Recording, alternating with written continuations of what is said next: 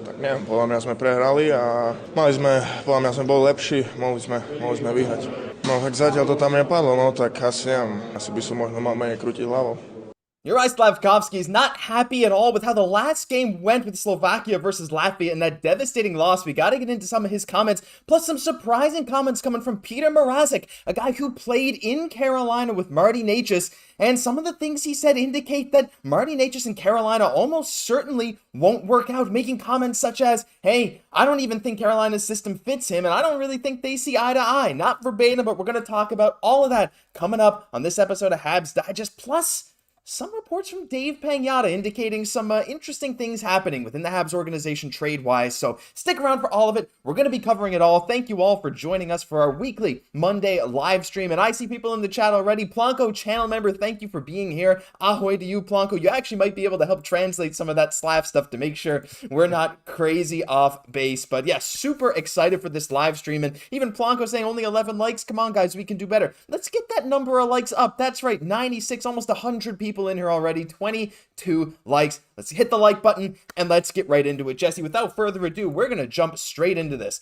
And Juraj Slafkovsky, now, he was not happy, and apologies if this translation's not correct. If there's any Slovakians in the chat, please let me know from that video we showed earlier if this is accurate or not. But basically, a reporter asked him, you had multiple shots. How was it? I saw you sometimes go into the bench shaking your head because it didn't go in. Slav says, well, it didn't go in yet. I don't know. Maybe I should shake my head less. And he really did not seem happy with the question, but it did not end there. We also had him saying allowing a goal can't happen when we score 2 minutes before the end. We should, I don't know, eat the puck somewhere in the corner or anything to keep them from getting any chance. And of course, if you guys didn't get a chance to watch that amazing game, Jesse, that was incredible. Slav with an unbelievable pass for a goal that puts Slovakia in the lead just to give that goal up immediately and then lose in the shootout. I understand why he's mad, but I also love to see this competitive spirit. I think that's the number one thing that even fans of other teams relate with Slafkovsky on. They're like, oh, that's awesome to see that passion for the game. And even though he's upset, it is so good to see how much drive he has to be a winning player.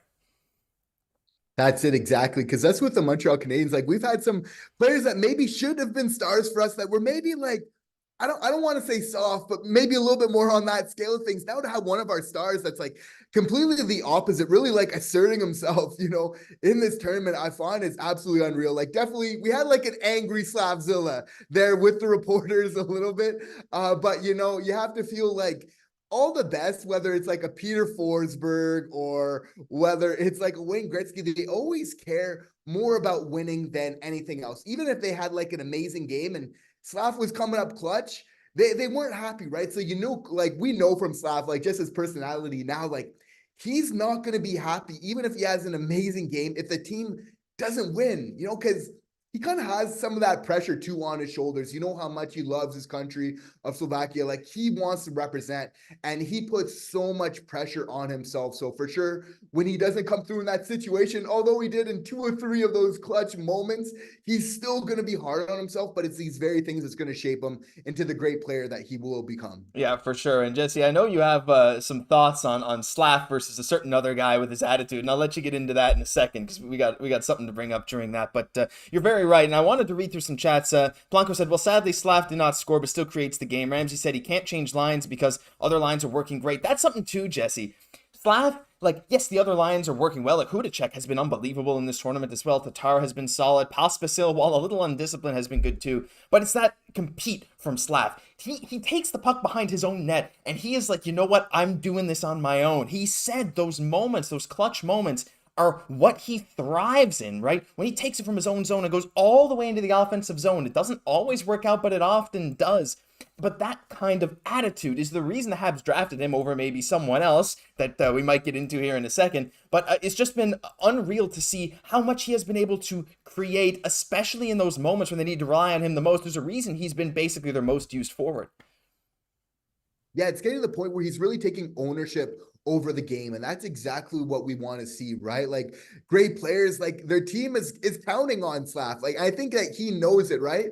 Like, he was one of the few guys in international rules in the IHF, like, for shootouts, you can actually go again, like, after a certain round. It's even if you scored, and right, he was one of the second guy to go again in those clutch moments. And this is a young guy for Slovakia. Like, I feel absolutely Slaf is going to be wearing the C eventually, and probably sooner than later, for Slovakia in some international tournaments. It might take a little bit of time, but this guy's a leader, right? Like, they're counting on him. And for the large part, he's coming through when it matters. How about that pass again, that playmaking that he's doing to tie the game late? And for sure, he's hard on himself. He's saying, yeah, like, this is what we could have won to probably secure this victory. But these are amazing lessons for him to learn for the Montreal Canadiens once the NHL season comes around. Okay, we got that tying score late. This is how we really end it off. So amazing experience for the young man. Yeah, unbelievable. And, we were talking about how the Habs, they gave a certain guy some steak dinner. I should have probably popped this up when you were speaking, Jesse. But, I mean, look, there's a reason Slaf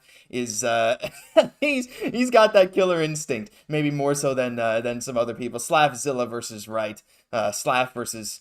or Godzilla versus Kong. But yeah, I mean, that's the thing. Yeah, I think you're very right. I think you can see him, especially as Tatar's getting older. I think he's going to hold the C until he decides to stop playing for Team Slovakia. But I think that next leader is Slaf. And I think he's just his personality, right? That leads him to be this guy. So it's amazing stuff. And again, like we said, it's that passion, right? I mean, we have him flipping out at the officials. We have him taking the puck end to end. We have him going head to head with other players. We have him saying things like this, right? He's just unbelievable. And also, don't forget the crying face. Now, while he's still quite young, maybe some of this seems a little immature to people. It's that passion for your team that allows you to be a leader. Like some people are saying, Juraj Slafkovsky. Absolutely, Juraj Slafkovsky is coming into play every single day here. And I see Denis Ranger in the chat saying, hello, everybody. Jesse, do you think these kind of things that people are saying are maybe not that mature or whatever from Slav, these kind of things, do you think that's something that he should fix, or do you think that's kind of just who he is and something that we kind of want him to have throughout his career to make him unique, to show that he cares so much about, every aspect of hockey? That's who he is, right? And I think he'll continue to grow as a player, but it's like, I personally love to see it. I think it's actually part of the game too, right? And we see other, star players in the NHL. They're not afraid to talk some smack too, right? There's definitely a place for that, especially in the playoffs, right? So I really love to see it. I think it's just part of his personality. Like we see it all the time in the NBA. Like people are talking smack, during the game. Like it's just part of it. Chirping is part of the NHL. And I think, Juraj is proven himself to be very good at it early on, but he's backing it up, right? And I love that he's protecting the front of his net. He's protecting his fellow Slovak players, right? And really taking that leadership role on right away, which is, just phenomenal to see. I actually see a good point from Blanco saying, I don't know, Slaf's more of the star. Sakura's the leader type, showed that in the last under 20. You're very right. Sakura has that ability, but, a lot of the time, I guess for international teams, it can be a bit different, but I think there is a world where we could see Slaf maybe be the C. Maybe they'll be like co-captains or something. I don't know. There's a lot of stuff to come, but for sure that's a possibility. But Jesse, we got our first super chat of the stream. Thank you very much. Oh no, do I not have it there? Oh, it's not working. We're going to pop up the Habs super chat. There we go. From Denis Ranger, thank you so much, Denis, for $10, saying a little bit of motivation. Well, Denis, you being here is motivation enough. Thank you so much. Denis, a channel member, just like Blanco. Guys, I wanted to say this too. We've been posting some channel member only videos. Our video yesterday was actually predicting the Habs lines for next season. Last week, we spoke about some of our favorite Habs and stories about how we became Habs fans. So if any of that is of interest to you, you can join any tier of channel membership. We have lots of members only content coming in the future, and I'm sure you guys will find something you like there, including priority response in chat for these streams where we will answer channel members and donations about everything else. But thank you so much, Denis. Guys, leave a like on Denis' comment. You can actually like super chats. I only see 2 in there. Let's get that number up. Thank you again, Denis, so much. I'm going to look through a couple of chats before we move on to the next thing, Jesse. I see Mystic Prodigy saying Slaf's pretty terrible on faceoff. Well, it's a good thing he isn't a center. Denis says, really interesting yesterday. Well, Denis, there's a lot of really interesting stuff. I don't know if you're talking about our members-only video. If you are, I agree it was really interesting. And we have some interesting takes about it, Jesse, including one guy that I had on my list for the Habs starting next season. And, well, that's Martin Necas. Now, we had some quotes from Petr Mrazek. A lot of you guys know Petr Mrazek. He plays for the Czech national team, and he was a former Carolina Hurricane. He said, I played with Necas there in Carolina for 3 years. We are good friends, so I knew he would arrive. We are all looking forward to it, talking about Necas coming over and playing for Team Czechia now that Carolina's out of the playoffs. He said he has a lot of qualities that I think he showed in Carolina, but they probably don't want to see them. But we will see them in Prague. And he went on to say this, Jesse. He went on to say, answer a reporter who asked, so you don't think the Hurricanes are giving him the right role? Mrazek said 100%. They do things a little differently on that team. Here he gets space and every fan can see what kind of player he is. Now, Carolina has a bit of a defensive-oriented system, but like we've seen, even despite that, Martin Necas has been able to have some incredible seasons, including, don't forget, a 71-point, 28-goal year last year in 82 games. And he has shown that he is incredibly capable of scoring. I'm going to play this highlight reel, Jesse. The more and more news that comes out about Martin Necas and potentially Carolina maybe not wanting to bring him back. Of course, he's a restricted free agent this offseason. He's exactly the kind of guy Kent Hughes might go after. 6'2", a ton of scoring pedigree in the right offense could really be unlocked. Amazing in open ice. How confident are you now that Kent Hughes is probably going deep down the rabbit hole trying to get him? Because honestly, every single day, I feel like he's a better and better fit, especially with these comments coming from former Hurricane Petr Mrazek. Kent Hughes is looking, there's going to be some competition, right? Because 24 goals, 53 points for basically a third line guy is pretty good. And you have to feel like this is kind of going both ways. Like for Martin Necas, it's like, I have to feel like he wants out of Carolina at this point, right? Like you're playing great for the Hurricanes for years, you know, and then somebody like Jake Ensel, admittedly a good player, comes along, but it's almost like you get swept like to the side. Everybody just forgets about you. You feel like they're putting players like Teravainen kind of as more of priorities ahead of you and everything else. Of course, Carolina, they have lots of guys to resign, but you have to feel like maybe another second round exit in the playoffs this year, it kind of maybe helps kind of grease the wheels for Martin Necas as well, that he feels like maybe he wants to go somewhere else, because you have to feel like kind of a young guy just coming into his prime, just playing on the third line. Like if he's able to move up, like what could this guy do possibly with the Montreal Canadiens? I think we could see some pretty impressive numbers. Yeah, I mean, I think you're very right. And I think unlocking him with the right line mates could really do him good. Like, can you imagine him on the wing with a great open ice creator in Kirby Dach? Not only open ice creator, but Dach is able to create opportunities from behind the net, from the boards, similar to what Slav does, right, in a lot of ways. And Newhook, again, with that burst of speed. I could see Necas actually being a very natural fit with those two potentially on the second line, because I think you don't really touch the first line.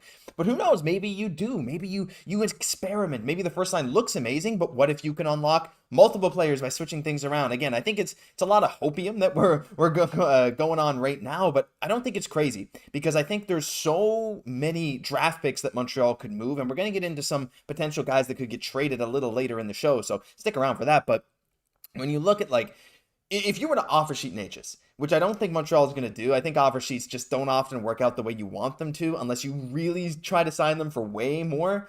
I know Carolina's in a bit of a cap crunch. They got like guys like Teravainen they need to re-sign. They got Brett Pesce, who's probably gone. They're going to need to extend Seth Jarvis. There's a lot of stuff going on there. So they probably won't want to spend maybe $7.5 million like Montreal maybe could offer Necas. And if you sign him to say $7.5 million on an offer sheet, you'd have to give up a first, a second, and a third.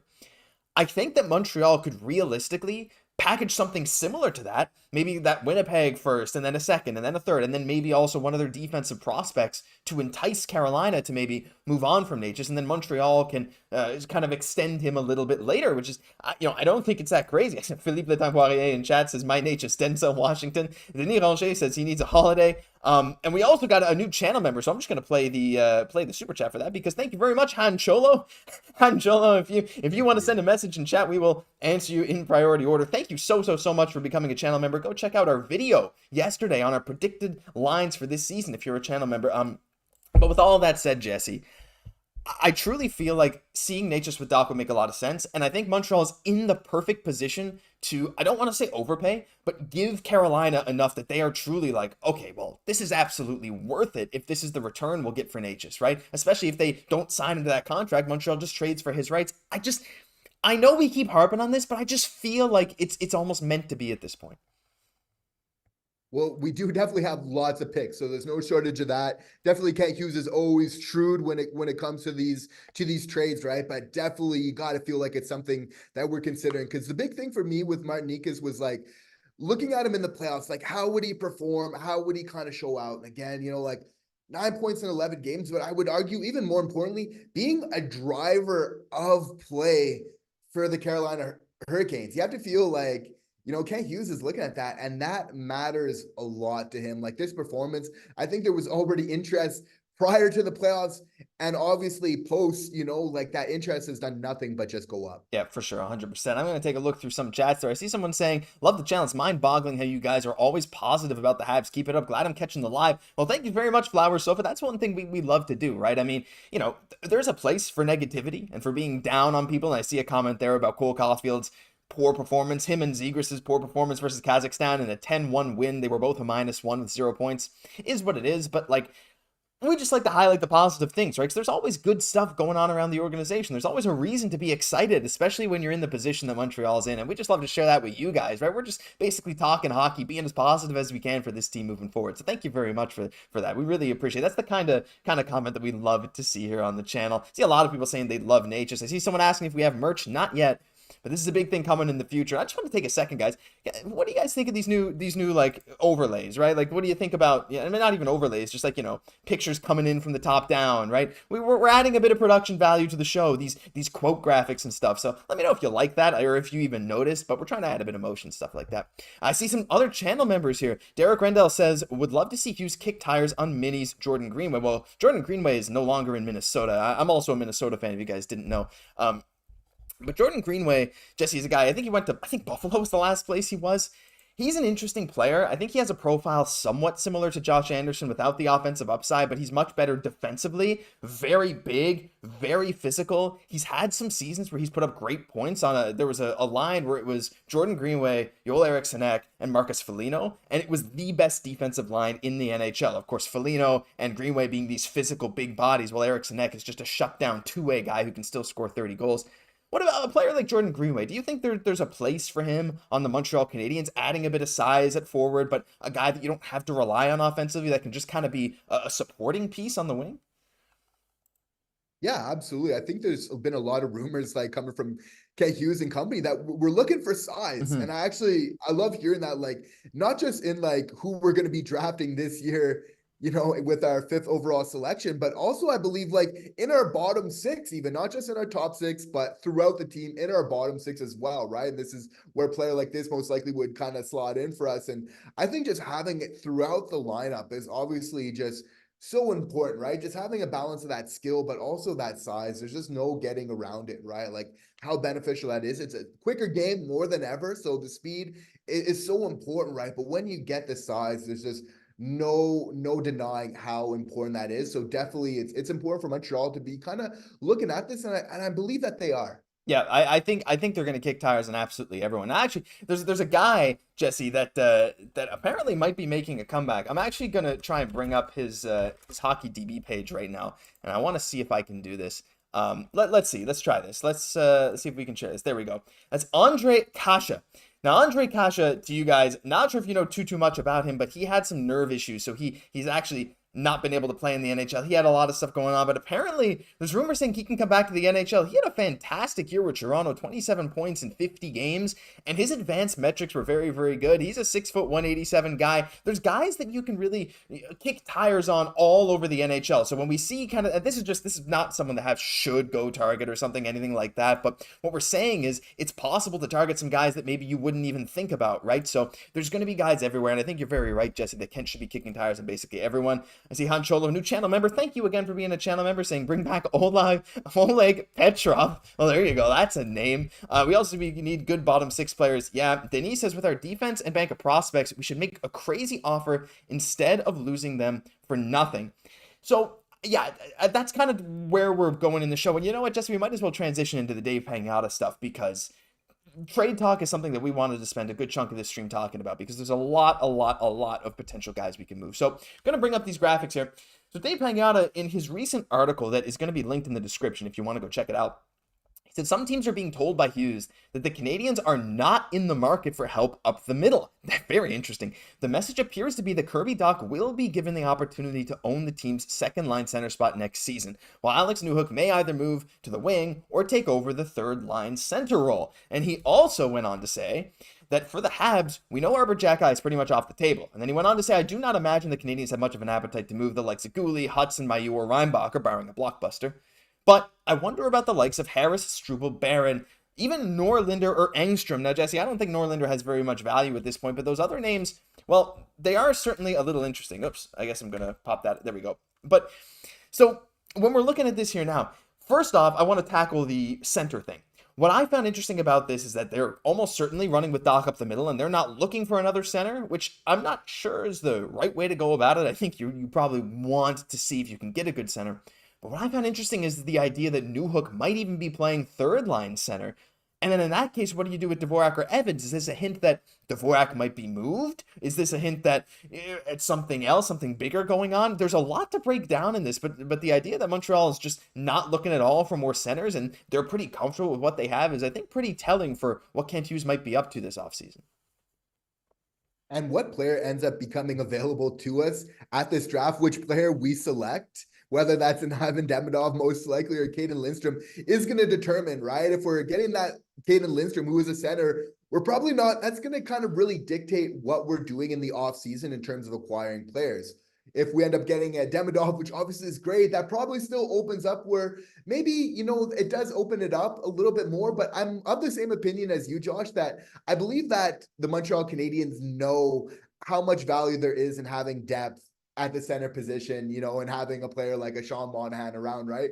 We know as the season goes on, there's so many injuries, but I definitely hear that, right? Where we're saying we're Newhook possibly playing at 3C, which I think would be a great look for this team to really spread out the scoring. He would get some great opportunities. I think he would be a player that could dominate as a third line center and really get him in some good looks to just kind of get more scoring generated throughout our lineup, right? So obviously we got some odd men out, but you have to feel like Dvorak is of interest, right? There's still some value for him. So I believe that this is a player that could very well be traded this offseason. I think Dave Pagnotta makes a really solid point as well about Jayden Struble. I see it as this being a player that has a lot of value. And although this hurts because we love the type of game that he plays, it's like, we know we're going to need to give a little bit of quality to really get the player that we're looking for up front, right? And it's a great point, that we're seeing in the comments, like, it's almost getting at a crossroads now. Like, even though we want to maybe be a little bit more patient in terms of, should we do the big trade? It's like,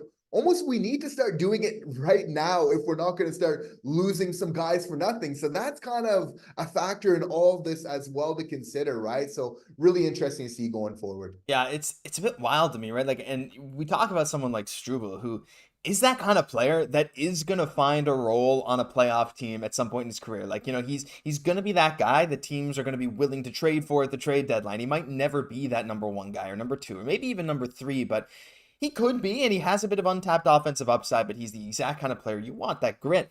And it's interesting because we talk a lot about Jordan Harris potentially being moved, and we actually both, in our line prediction videos, we both said that we thought Jordan Harris will be gone this offseason. We think he maybe not should be traded, but will be traded, because I still think Jordan Harris is very good. I just don't think there's room there in Montreal for him, right? So when you're looking at players that hold a lot of value, another problem, though, that arises is the fact that other teams look at Montreal. Montreal does not have very much leverage in this situation. They have great players. They have a lot of great prospects. But the problem is if you're another team and you're looking to try and come in and get one of Montreal's top defensive prospects, they're like, well, we're not going to give you much for him because you're not going to be able to play him anyway. Like, we have all the leverage. You guys need to get rid of these players. And Kent has shown that he's very much able to stay patient with these kind of things and make sure he gets the value he wants back. But at what point do you hit that point of diminishing returns where you're just not able to play these guys because everyone's coming up, whether it's a guy like Engstrom, whether it's a guy like William Trudeau, who might come up and surprise some people. So I think that a guy like Struble, Jesse, is going to have way more value than we expect. But on the flip side, I also think that some of these forwards that the Habs have might also get a bit more value. My hot take all offseason so far has been that Josh Anderson will be able to be traded and the Habs won't have to give a ton to get rid of that contract, right? Now, they'll still have to give something, some kind of incentive for a team to take Anderson, but not as much as we think. And a guy like Dvorak, who is fantastic on the faceoff dot, very solid defensively, has not been amazing offensively, of course, only getting these 40, 50-point seasons, but maybe not even that, arguably, with Montreal. But I feel like there's so much freedom to do almost anything right now. And I'm seeing people put together these packages for someone like a Necas. But are you on board with me there too, Jesse, that it's like, we're at a point now, I know we've said this before, but we're at a point where something needs to happen right now, because at some point, teams are just going to start realizing the closer we get to the season, the less leverage Montreal is going to have because they have to pick their defenseman for who's going to play in the NHL. And if you have a guy that's not playing in the NHL, other teams can just say, well, he's not an NHL player. I'm not going to pay as much for him.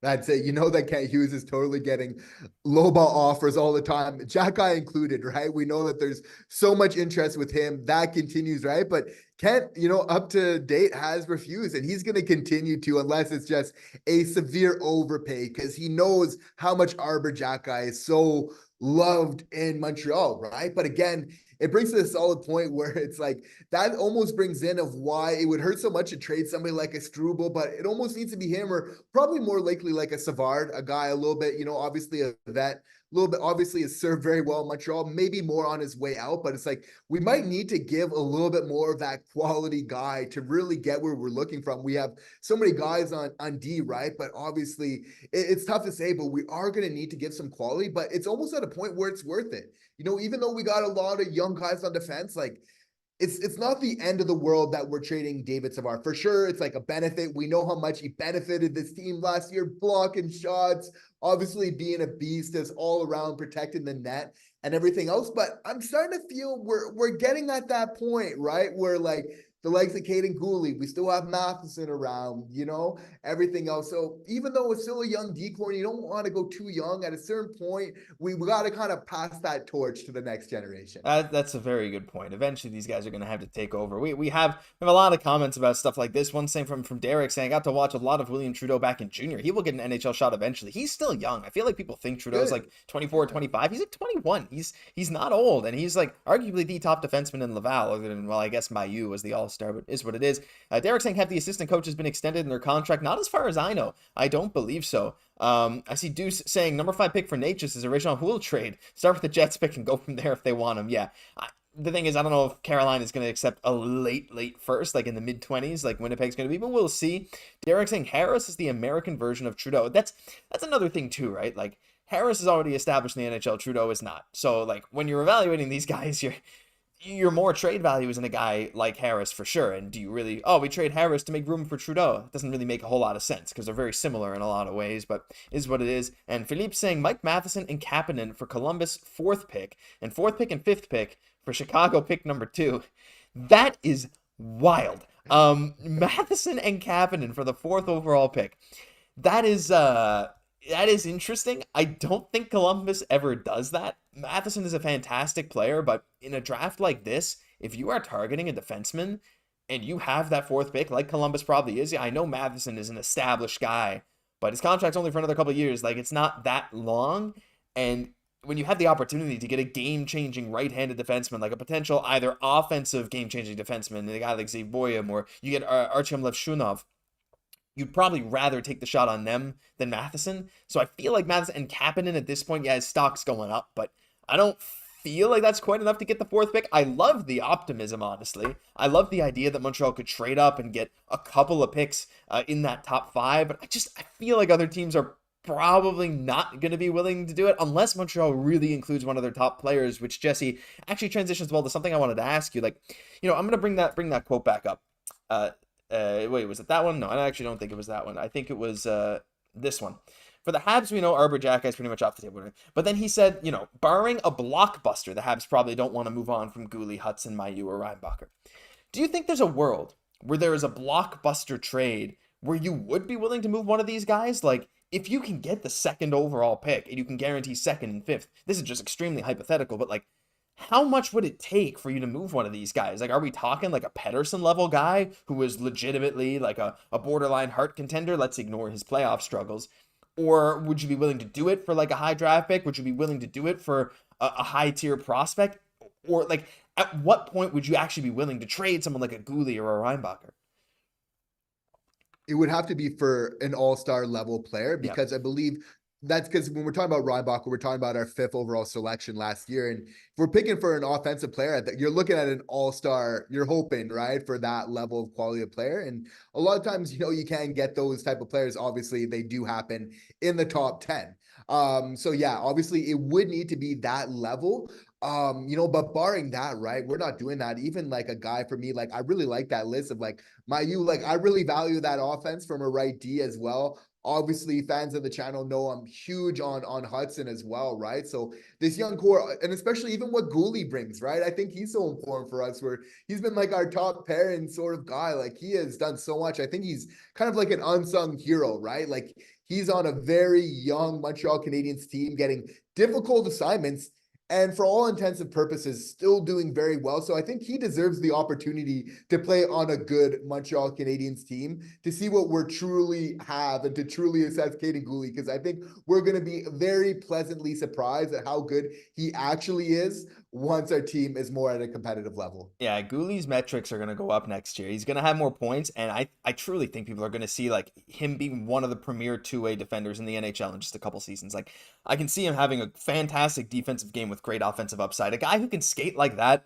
forward and backward, like, it's rare, and he has a solid shot. He has shown that pedigree. He scored for Team Canada in this tournament, right? He has been one of their most relied upon defensemen, behind only like a guy like Owen Power, who was like a consensus #1 overall pick, and then Colton Parayko, who's like a Stanley Cup champion, huge guy, like what, 6'6" or something, like, you know, a guy with a ton of NHL experience. And other than that, it's what, 21-year-old Cayden Guhle, who's helping back Team Canada here, playing more than Damon Severson in recent games. He's been jumping in minutes, so it's unbelievable. You're very right. I'm gonna read a few comments. By the way, I see a lot of people just praising us for our content. Thank you so much. Like, that means so much to us to see people really enjoy it. So thank you so much. I see Mystic Prodigy saying things like, I don't see Necas playing top line, more of a second line player. I actually kind of agree. I think Necas, though, I think he could be a top line guy if you have the right top line guys behind him. Like, I can see him being that really good complementary third guy who can still put up 85 points. I think it can work in the right system, but that's all to be seen. That's purely speculation. Let's see what we got. Derek saying, PlayStation trade. True. I would do AHL star for AHL star. Mayu from Maverick Bork. That is interesting. Maverick Bork's not a guy I know a whole lot about. You know what? Why don't we just bring up Maverick Bork? Because Derek, you're a channel member. You left that comment. We'll do this for you. So we're gonna search up Maverick Bork. We're gonna swap to this. So Maverick Bork, of course, with the Texas Stars, had 77 points in 71 games. The only problem is that he's 22. And he's 5'10". He was the 30th overall pick in the 2020 draft. He's had amazing numbers, pretty much always amazing point production.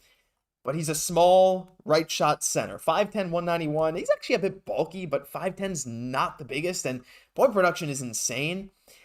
I don't know. Jesse, what do you think about that? Maverick Bork, do you think he's worth trading a guy like Mayu for? I think they probably have a very similar level of pedigree right now, though I do suppose Maverick Bork brings more of that offensive upside than someone like, I guess that forward scoring upside than someone like a Mayu does. Well, we're looking for scoring, right? I definitely feel like Mayu can I'm intrigued to see what he can do at the NHL level, but Bork is actually somebody I've been following for a while. He was in the same draft as Cayden Guhle, and he was kind of projected to possibly be on the Habs radar in that same draft, right? Around that selection of where Guhle went. Obviously, you know, he's continued to play some really good hockey, so interesting to see him kind of continue, right?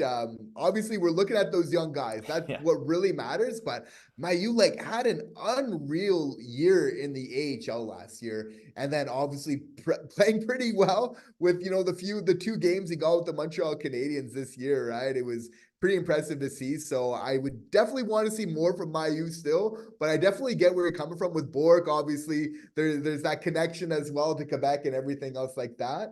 But, you know, we'll have to see going forward, right? Because we know it's all about building those young guys. And I believe Kent Hughes has a list of just all the best young players in the NHL. And him and Jeff Gordon are just together like, what is our plan to get one of these guys, right? That's really part of it. We've seen the game plan. That's what it is, putting it together. We had Kirby Dach. We had Alex Newhook. Who's really next, right? It'll be interesting to see going forward. I love the idea that Kent Hughes is just writing in his book. He's like, Maverick Bork. Just like, you know, just like these lists of players you might want to go after.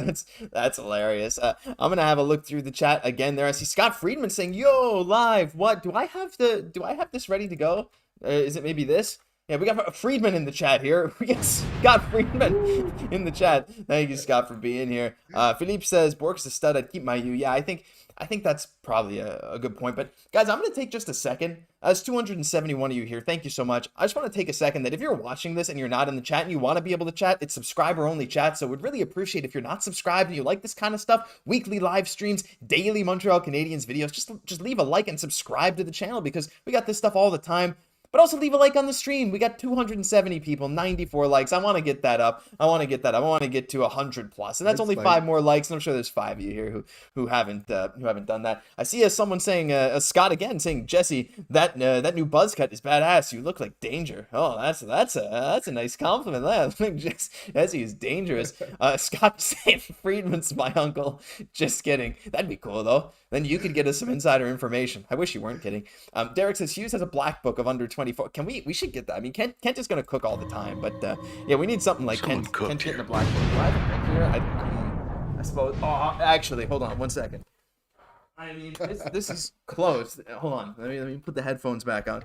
I got a Ken book. I mean, might as well just make it Kent, right? This is Kent's little book of puzzles, little book of under 24 players.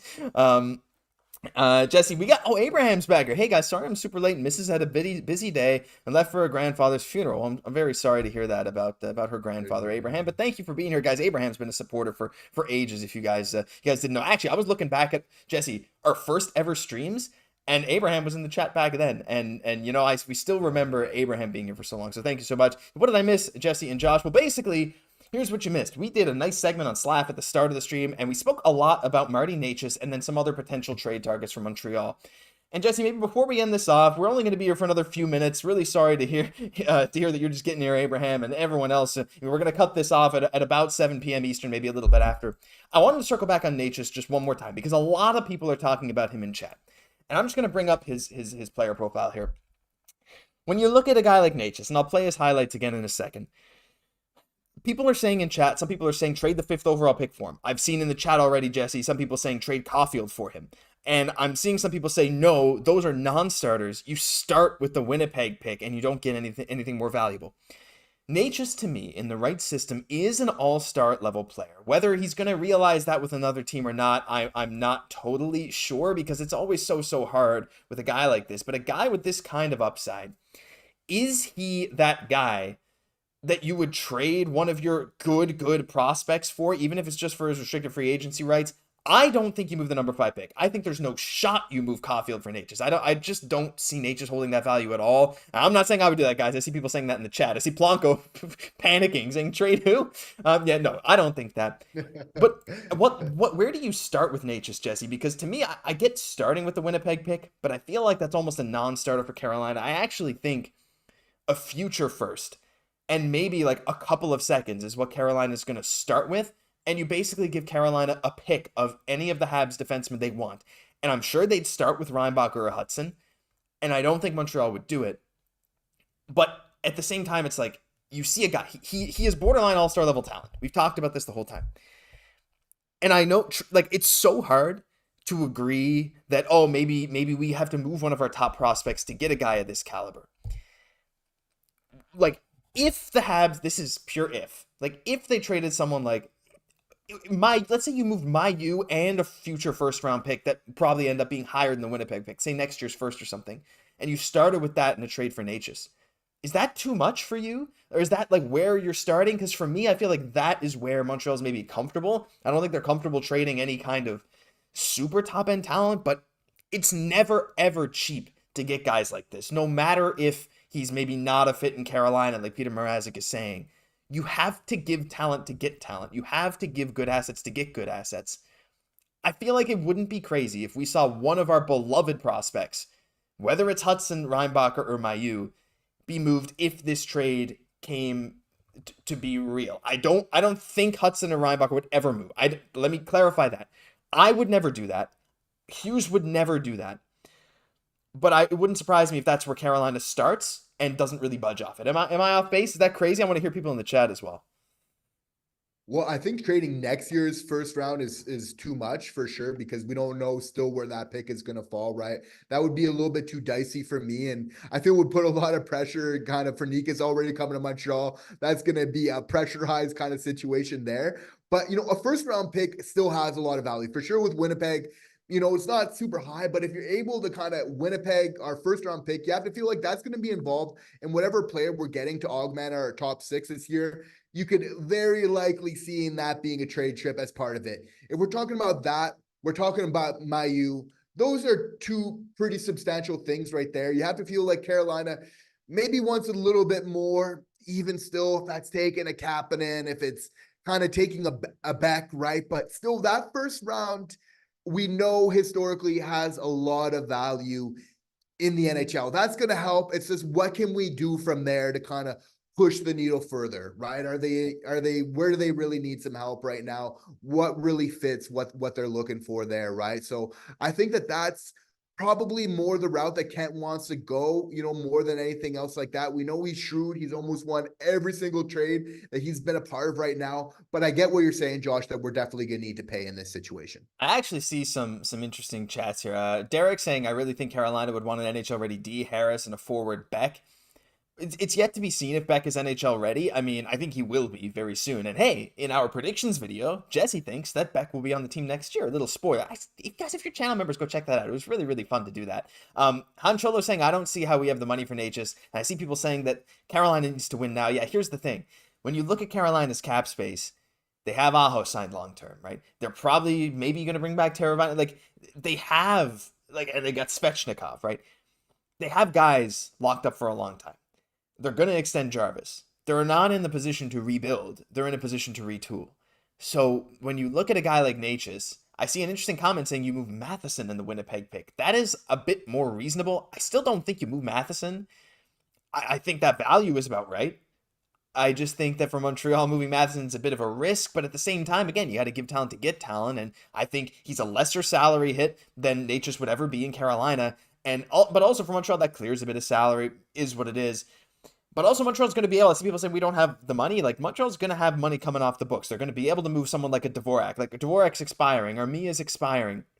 I know you'd have to sign Necas this offseason if you traded for him because he's a restricted free agent, but you'll be able to sign him for 7.3, 7.4, whatever, if that's where you want to go. Maybe even less, maybe close to 7 in an ideal world, or maybe even less. I don't know. But when you have the ability in a couple of years, maybe you can dump Anderson's contract. You'll have Dvorak coming off the books. You'll have Armia coming off the books. You have some of these cap holes from trades coming off the books. And soon, as sad as it is to say, Price's contract, and not too far down the line, it's going to come off the books as well. And while that doesn't affect the team in the regular season, because they can just get that space back, it'll allow for more off-season moves. So, I don't know, Jesse, final thoughts? I guess this is sort of the final thing we'll get into before leaving, but what do you think about an idea like Matheson and a first for someone like a Necas? It helps Carolina retool. Are you willing to give up Matheson and just let the young defense ride if it means you can get a guy that could potentially have a really high offensive upside in Martin Necas? I think we still got to keep a little bit of experience. I think that obviously he's somebody that would be of interest to the Carolina Hurricanes for sure, even though we know they have some offense on their blue line as it is, but it's so true, right? We are going to need to give some value. Maybe that instead of doing that, we're offering some first, but in a couple of years from now, right? Maybe we could see that working, but obviously with Carolina, it's like, it almost makes sense for them to take on some younger players as well, because we know that they're cash strapped as it is, right? That's the big thing with Necas. That's why they're shipping it out. So maybe getting some younger players where they're not on huge contracts, but still adding a lot of value kind of helps for a contending team, right? When you could have somebody like a Mailloux, right? Who could help this team in the very near future without costing you a ton, kind of helps them in that situation of where they're at right now, right? So we're really interesting to see kind of going forward here with this. But, that's it. It's just, I don't know if we really want to, I think Kent Hughes just loves Matheson so much, right? So I think, is it the right move to make? Maybe, possibly, because we know we need scoring kind of up front, even though Matheson is bringing so many points to us. I think we probably want to look to trade another defender if we can, to really keep all of our points getters that we can on our team right now. Yeah, I get that too. And that's the big thing. Montreal has so many players, Jesse, that are like NHL level on ELCs or on small contracts. Like Jordan Harris was signed that 2-year, 1 point something per year contract. For a team to get him, he'll cost more than people think. He'll cost more than the value of a player of Jordan Harris's caliber, because one, he's young and you get his rights, right? He's going to be a restricted free agent still at the end of that contract. Two, he's an effective potential second pairing guy in the right situation on a minimal cap hit. And there's other guys like that, like Barron in the right situation where you can just let him, unleash him as an offensive defenseman. You just let him go. Now Montreal tried to do that. Didn't really work out, but it could on another team on his ELC, right? I think he still is. And then you have other guys like, again, I love Owen Beck, but maybe if he proves he's NHL ready and he on the ELC, this kind of thing, right?